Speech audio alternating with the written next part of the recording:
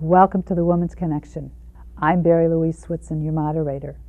The Woman's Connection is a program about events shaping women's lives and helping one gain authentic power on a personal or professional level. So won't you stay tuned?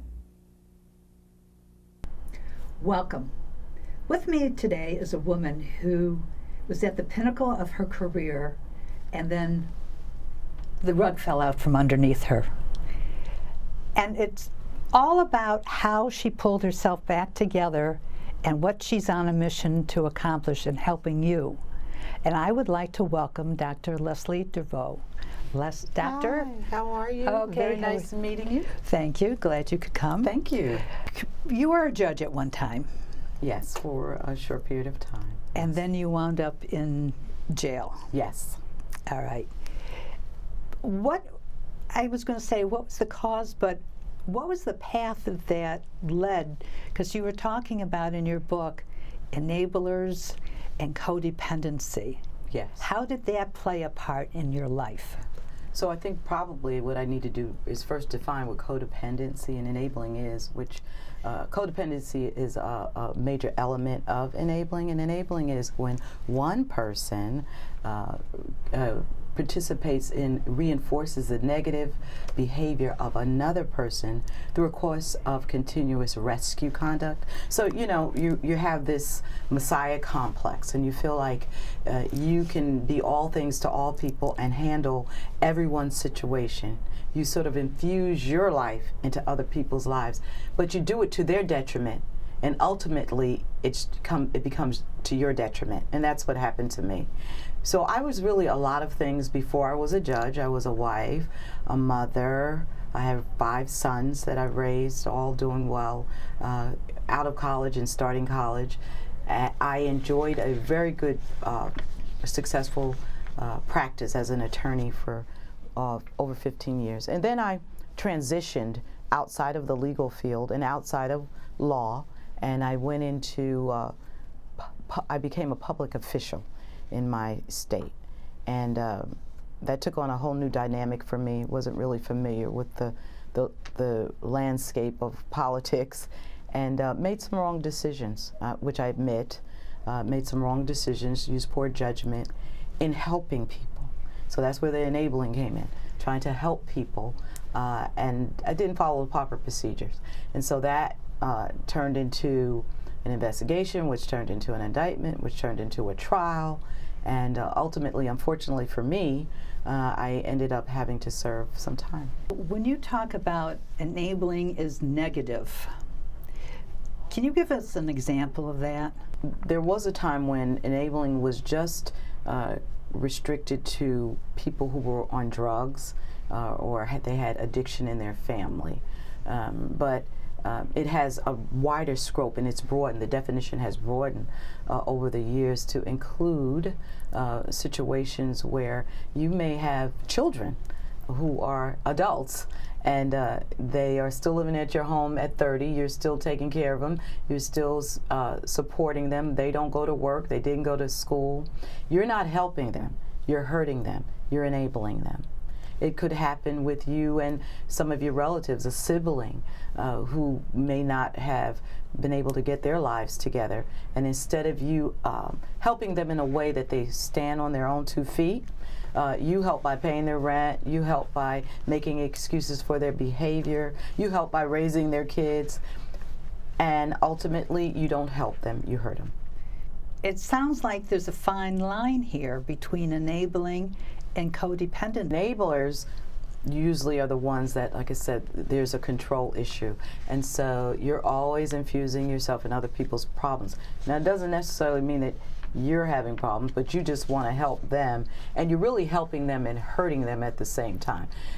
Codependency is when both people are being pulled down. So in my case, I was an enabler, but when I really looked at it, I also was a codependent. I just felt that I needed to be all things, in particular to my family, and I didn't realize what it was doing to me. It was draining me. It was pulling me down. So together. So I'm being pulled down at the same time as the person that I am enabling. And that's what happened. When did you realize that you were I was going to say, wrapped up in this whole cycle. Right, Yeah, great word. It took, really, it really took a lot of self-reflection after everything occurred, because I was always the go-to person.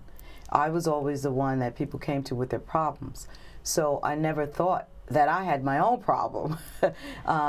And when everything occurred and I had an opportunity to spend some time to really think about it during my incarceration, and on top of that, I was surrounded by other women who also had some similar traits and characteristics, or we shared the same thing. Even though we came from different backgrounds, a lot of us, we shared some of the same characteristics. Some of them had low self-esteem. I had struggled with that at some point in my life. Some of them just felt the need to defend and take up for people who they know were doing wrong. And when I started really unpacking all of that and really self-reflecting on my behavior and what got me into that place, I realized that it really had to do with me having some of those enabling characteristics. This is when you were incarcerated. This was when I was incarcerated that I really started unpacking it.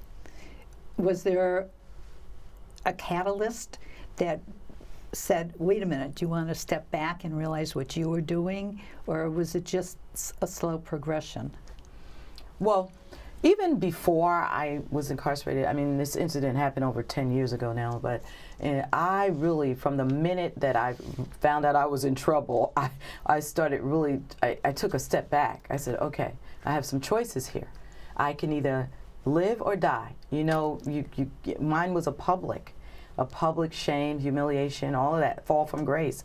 So it was really tough, and I had to make choices. And so I decided, I said, I've fallen. Do I want to fall flat or do I want to fall forward? Falling flat to me meant that I was just going to stay down. I had already gotten down and I wasn't going to get back up. I wasn't going to learn anything.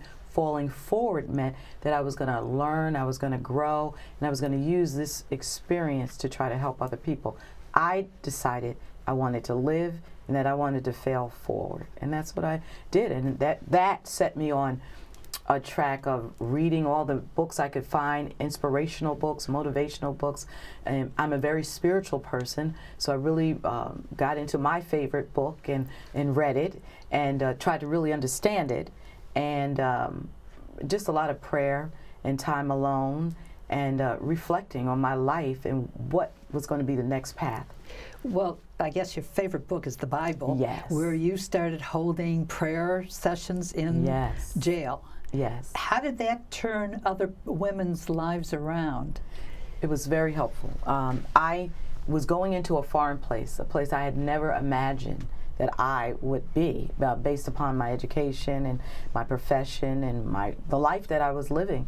And as I said, I started thinking, I had to think about survival. And so my survival instincts kicked in, and I knew, just based upon my own spiritual growth, that prayer was a great mediator, and that if I was going to get these women to understand me and receive me, because it was going to be clear that I was a little different, that I had to use prayer as that mediator to bring them together.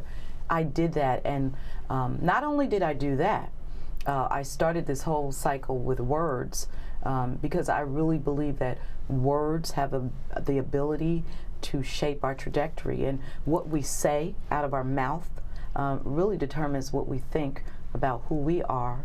And I started this whole practice and routine of writing down positive affirmations and positive words. Helped the women, and it helped me.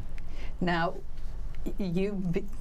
I was going to call you the Post-it lady. Yeah, that's okay. I do it every day. You do Post-it. So how did you get Post-its in jail to begin with, to start this whole process and moving, I guess you could say moving the energy around? That's what I did. Didn't get Post-its in jail. It was you had to be really creative. You were able to get certain things, a pen, and you were able to get paper. And so that they gave you a large legal size paper, and I began writing on the paper. every day I would journal. I started journaling, but then we didn't have vision boards. We didn't have glue. We didn't have a big board. So I had to figure out, I wanted to write just words that strengthened me. And so what I did is I took the yellow legal size paper and I drew a Post-it, because I knew what Post-its were, with my pen. And I would draw little squares and I would write the words down, whatever the word was that for that day, and then I would tear it off.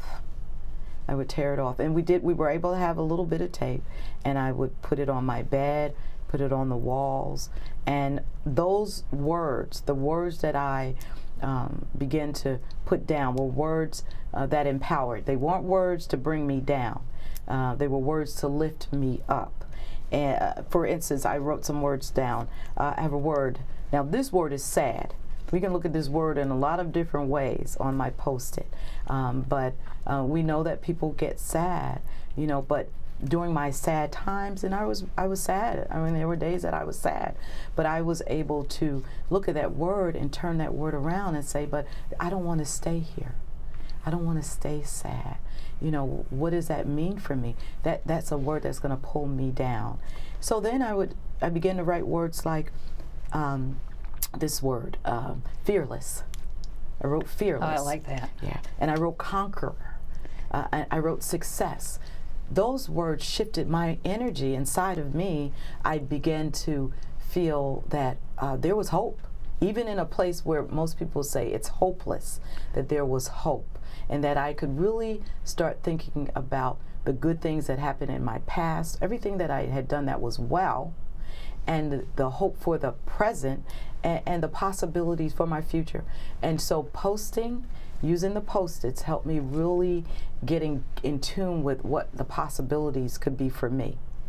Now, you put them on different colors. Yeah. Is there a significance with the colors, or is it just what you had to do? Well, when I was incarcerated, we just had yellow. Right. So I have continued this exercise. If you come to my house, you'll see Post-its all over my wall. And I just like colors. And so it's no particular day. It's just, I might pick up a color and just write out a word. So there's no rhyme or rhythm to me doing this. But the other thing is I wanted to say about when I was incarcerated was that I shared this exercise with the young ladies. Because many of them were hopeless, and some of them couldn't read a full sentence, but they could read a word. Wow. They could read a word. And so I would sit down with them and, ask them what their dreams, what their hopes were, and then we'd come up with a word. And we'd write the word down, and then I'd tell them that this is the word that I want you to carry with you for the day. That's what I want you to carry with the day. And they were never negative words. They were words that empowered and inspired. How did the women react? Okay, I was going to say, how did the women react? That's one question. But how did the officers who were in charge of everybody react to all of this? Did that change them also? Well, so let me talk about the positive. The women, they really were drawn towards me. I mean, it really was a blessing. They were drawn towards the words. They were drawn towards my positive talking. They were inspired. Some of them actually began going home. And so the ones that were still there would say, oh, just go talk to, they called me Miss Leslie. Go talk to Miss Leslie, because every time we go talk to her, somebody goes home. And so it really changed. And I don't know if that was necessarily true. However, I was glad that they were using it in a positive light. It was a little bit challenging with the officers, the correction officers, because I don't think that they were there necessarily to rehabilitate and to help people move forward in their lives. So sometimes we were stopped, not necessarily with our exercise with the Post-its, but if we were in a prayer circle, they would stop us in the middle and tell us not to do it. And sometimes they would say things like, oh, you're going to come back, so I don't know why you're praying. So we got a lot of that. But I always said to the ladies that those are the things that you have to, those are the words that you don't want to receive. So if you listen to what other people say or think about you, then you won't be able to move forward. in your life. That's why it's important for you to reaffirm yourself every day. Are you in contact with any of the women that you were incarcerated with? Yeah. And how have they turned their lives around? So I will tell you about one woman in particular. I won't use her name for privacy reasons, but yes, I am in contact with a few. But there's one in particular who she has done so well. And I will say, when she was there, that was like her third or fourth time being there. And we connected. For some reason, we connected, and I really believe it had to do with me just always talking positive and helping her with the exercises. When she left, and when I left, we left on the same day. And she went one part of the state, I went to another part. We wrote each other, and then we kind of separated. I didn't hear from her for a while. But through the power of social media, Facebook, we found each other, and she ended up in another state in the South. And I'm happy to report she's doing so well. She has a full-time job. She reunited with her son and with her family, and she's just doing very well. So I was very happy to hear about that. And on days when she's down, because it happens, she'll reach out to me, and I will send her words of encouragement. You wrote the book, Breaking Codependency, How to Navigate the Traps That Sabotage Your Life. Yes. What made you write the book? You know what? It was a book of self-discovery. It was a book of healing, and it was a book of redemption for me initially. But then I realized that there were a lot of women that were going through the same thing that I was going through, because I didn't write the book until I came home. I started it while I was there, but until I came home, and talking to other women and understanding that they shared some of the same issues that I did regarding codependency and enabling. And it soon became a book of help and a resource for other women who would say to me, this is me. You know, this is who I am. This is exactly what I do with my family. And so in the book, after each chapter, I put reflective questions for people to answer, to see if this is what, because it really wasn't about my story. It was really a book to help other people. So put the questions and ask people to just take time and just reflect on whether or not they felt they fit the profile. If they didn't, great, but they may know someone who fits the profile, and hopefully it'll be a help to that person. How did your family react to all this and you writing the book? Mm-hmm. My family has always been very supportive. My mom, who would have come today, but she wasn't feeling well, but they've been very supportive. My sister and I are very close, and I told them what I was doing, let them read the manuscript before. I said, you know, I'm going to have to share some family secrets, and I think all families have them, but I think we have to not be selfish, because we don't know who might read those pages and whose life it might change. And so they were very supportive of me sharing the story in hopes that it'll help somebody else. And your sons, how did they react? My sons are well. My sons are doing well. They've always been supportive. They understand, because I told them a long time ago when all of this first occurred, is people make mistakes, and it really isn't the falling down, it's the getting back up. How you get up, shake yourself off, and keep moving. What's going to be the rest of your life? How are you going to live the rest of your life? And so they understood that, and they often tell me that I'm strong and that they admire my strength and how I was able to overcome. With all your words that you use, yes, what are the favorite ones that you posted? Because I know when I'm in a stressful situation, mm-hmm. I have Post-its around my apartment, and I put, you know, let go, let God, yes, believe, and all kinds of other right, things. right. And it's just up there to remind me to calm down, to go with the flow, yes, which it can be very difficult. So what are your favorite words? It can. Well, you said one, which is believe. Another is prayer. Another is hope. I have many of them. Yeah, another is trust. Not in my own abilities, but in God's abilities.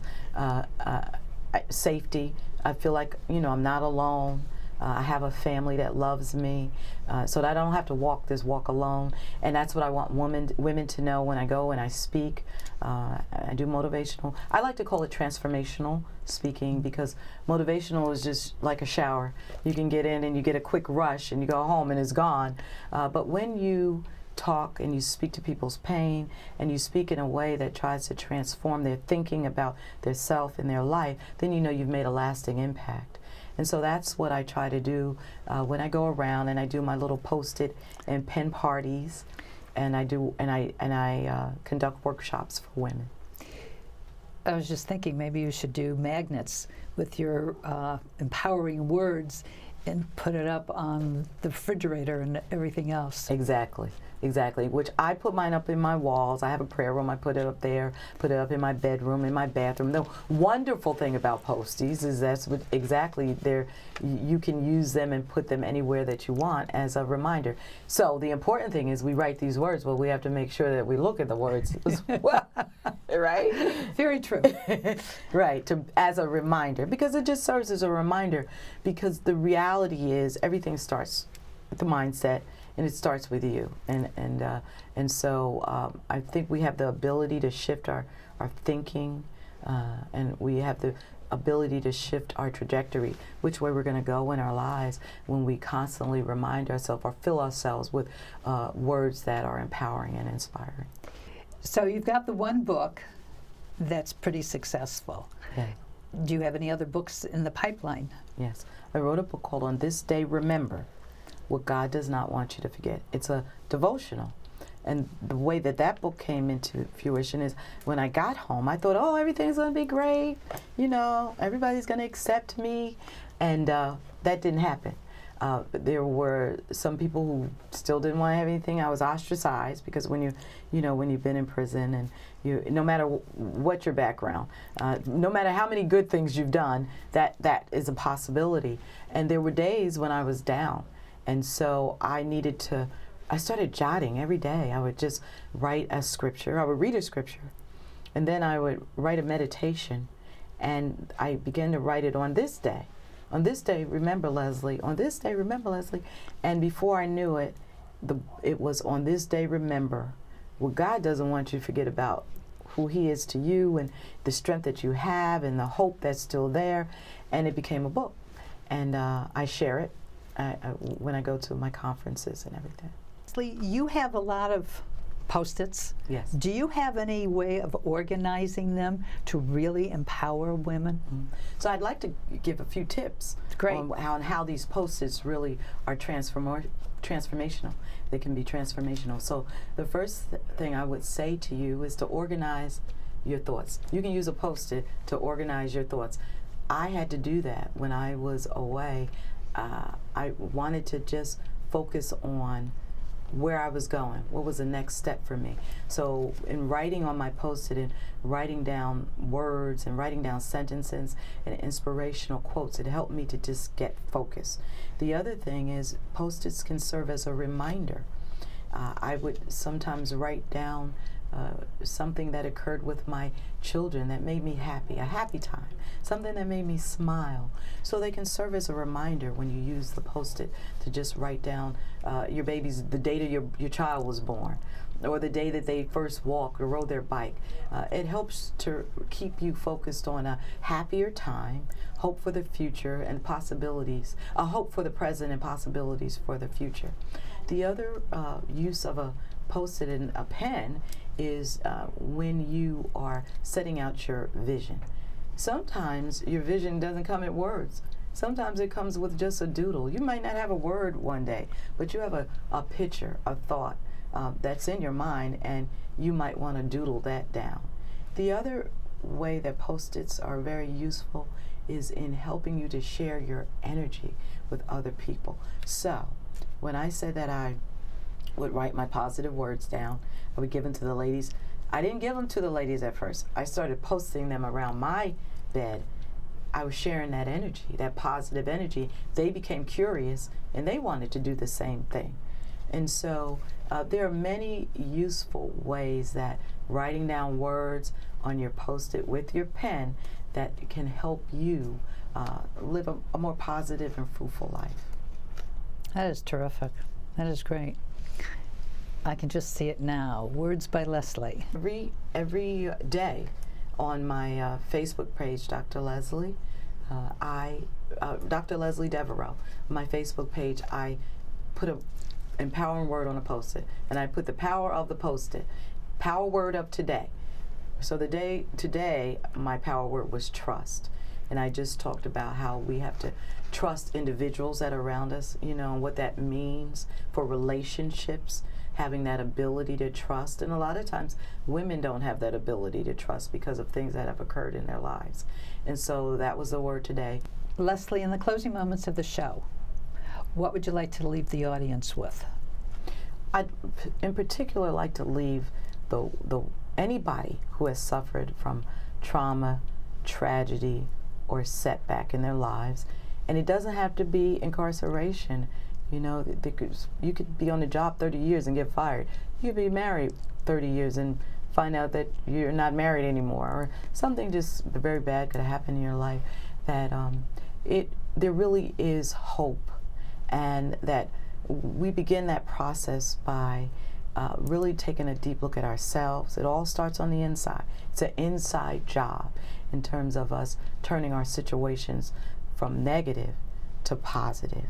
And so I would suggest that if you're in a situation where you feel that you've reached adversity has overcome you, that just begin with one word. It only takes one word, one positive word, to really help you to begin to chart out a new trajectory for your life. I started with a word. The word became a sentence. The sentences became paragraphs. And before I knew it, I had a book. And if I can do it, so can you. That's terrific.